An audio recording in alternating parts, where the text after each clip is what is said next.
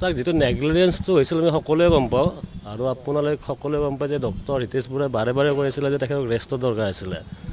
মানে only Singapore বুলি নহয় তেখেত বহুত তাৰ আগৰ পৰা কিবা কিবি কাম কৰি আছিলে তেতিয়া ৰেষ্ট লোৱা নহ'ল তো সেইখিনি কথাই শপতনামা দাখিল কৰিলোঁ আজি মানে এছআইটিটো বনাইছিলোঁ আপোনাৰ কিহৰ কাৰণে যে তেখেতৰ মৃত্যুটো কেনেকৈ হৈছে তেতিয়া আমি গৈ দেখা পাইছোঁ যে বস্তুটো আপোনাৰ কিবা ফাইনেন্সিয়েল কেলেংকাৰী সেইবোৰহে ওলাই আছে আৰু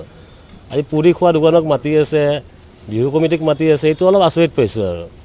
সেইখিনি বস্তু উল্লেখ কৰিছোঁ শপতনামাত মোৰ চাওক সেই সময়ততো আমি সকলোৱে গম পাওঁ যে তেতিয়া প্ৰাগ চেনেলৰ মালিক সঞ্জীৱ নাৰায়ণ তাত উপস্থিত আছিলে